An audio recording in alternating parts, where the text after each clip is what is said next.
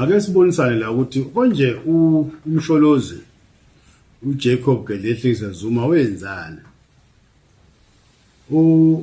uZuma into ayenza ukuthi wafika wabheka eMpumalanga kanti ngokomzansi Afrika ngama negotiations ayebheke entshonalanga. uMsholozi momlandela wasuka emakhaya umfana lusele inkomo nje wathi masehambe siya exile wafika lapha waba indoda eqavile engenamalume engena uncle engenalutho kanti wehamba nabo sebese abakhulu namhlanje babe nabo abantu abephambili awathi mayefika ukuthi umfana kabani lo bamukele.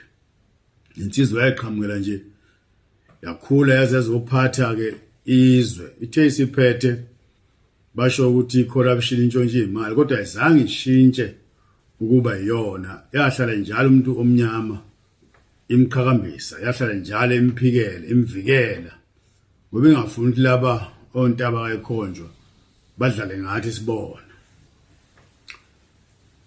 Saqhubeka ke ubuqhawe kaMsholozi lento ayenzile manje mayethi uzovotela iMK party kwangakhona ukwazi kwakhe nokuqonda kodwa umdali wemkhombisa ukuthi umkhethile ukuthi azoseva isizwe kulo Mzansi Afrika. Zimbili izinto azenzile uMsholozi. 1 usave iANC ukuthi ingashabalali. 2 waseva iSouth Africa ukuthi iANC nje obiza uhlulo okhethiweyo lo lesiya kulona bezosuka umsindi kube bonke labantu asebejoyina iMK besiyahleli kuyona iANC. Mas analyze ngokwazi kwethu nangokuhlakanipha asibuki kanjalo ukuthi useve izwe laba abathanda iANC funa bayibuka ukuthi useve iANC ngoba asisayazi leANC indlela esisebenza ngayo. Njengamanje kunenkulumo ukuthi iANC bizohlangana neDA akekho phika phakathi kwabo omunye ngomunye iANC ithi kungcono ukuhlangana neDA neDA ithi kungcono ukuhlangana nani neANC. Kusho khona ukuconfirm into engishoyo ukuthi ngempela ube siqhubekile sinje ungekho lo MK iANC bengeke sayithola bese kuphelile ngayo. Kukubi kunjalo ke bangakhuluma bakuthandayo basho konke abakuthandayo kodwa ukuzalwa kweMK kuwenzile umehluko. Ukuzalwa kweMK kunabo ubuhlungu obuziwa iANC. iANC bengenayo Western Cape mawuhlala phansi ubheka ukuthi kuyi arrangement ukuthi iyohlala njalo ikhona njengoba kwa arrange ukuthi iANC yophatha iDA yophikisa baconfirma lonto ke masebefuna ukuhlangana benza into eyodwa. Ipolitiki is very funny.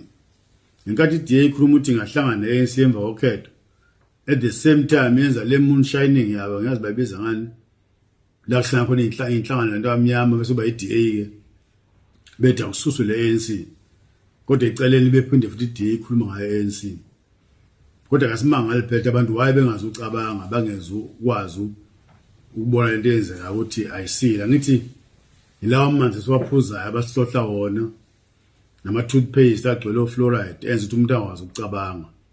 Ithi into madala mawufuna ukucontrol abantu kufuna ukucontrol ukudlo abakudlayo. Namhlanje sidla ukuthi singakwazi ukutshela ubani nini size sijabule sizidla bayibiza ngani seedless grapes. Ayikho into edala uThixo ngibe nawo ama-seeds kodwa ngoba sesicontroliwe imijovo basijova ngayo sisebancane babenzela khona ukuthi sikhule singakwazi ukuxhumana spiritually nomdali wethu kodwa ngoba abantu abafuna ukulalela basaqhubeka bezwa lento eshiwe emsakazweni noma eshiwe eTVini isingathi ishiwe umdali wezwe nomhlaba lo osuyekhuluma umuntu nayo umcabango wakhe njengoba abahlaziyi behlaziya nje ezepolitiki kodwa yakho uyibonayo le ukuthi uba khona kweMK kuseve izwe uba khona kweMK kuseve ANC ingashabalali ngoba sizobuthwa phansi ANC. Kubhlungu ke khona mawubona kwabakithi kakhulu ngibona abaphushayo nabacindezelayo bekhuluma kambi ngomuntu ongaphezulu kwabo. Akekho upresident owazama ukubulawa isihlandla eziningi njengaye uMsholozi. Iyasho incwadi kaMackenzie, akekho upresident othwale kanzima njengomsholozi ngoba lokho ebambe ukuthi umuntu onsundu makakhululeke eMzansi Afrika. Ukhuluma njengomuntu oyazi inhlungu lazivela khona. uMackenzie simlaleli ngoinhlangano yakhe incane kodwa uyawabeka amaphuzu. Washo wathi mhla wangena uSirila Ramaphosa siyozisola esibona before kwenziwe ukhetho. Wayichaza futhi ukuthi wangena kanjani yena uSirila ukuthi abe ingxenye yama negotiations ukuze abe part yokubhala iconstitution yethu. Kwasuswa umbeki, wasuswa uZuma ukuthiwa bamameli abezwa abafuna ukubhaja ngokomhlaba. Bafuna besusiwe. Asifundeni bantu benkosi silalele bama bekhuluma. uMackenzie usaphila, incwadi yakhe ikhona. Manje okuzwa kumina ubone ukuthi mhlamba ukuhambisana. Enze research. Lokhu kukodwa nje kukhombisa khona ukuthi ngempela umuntu onsundu kusekude lapha yakhona. Lo oqhamuka yathi yamsiza uphoselwa ngamatshe azashoniswe phansi. Wakhala ngamaguptas ukuthi captureishe uMzansi Afrika. Laba bebecapture ababaliwe lapho babeseva ngaphansi kwakhe uZuma. Kodwa namhlanje basekhona sebeseva ngaphansi kwakhe uSirila Ramaphosa. Ukuthi ANC lethu esayilwelayo akuseyona. Sekuyigama nje. ANC yamanje seyabantu abarich abanemali.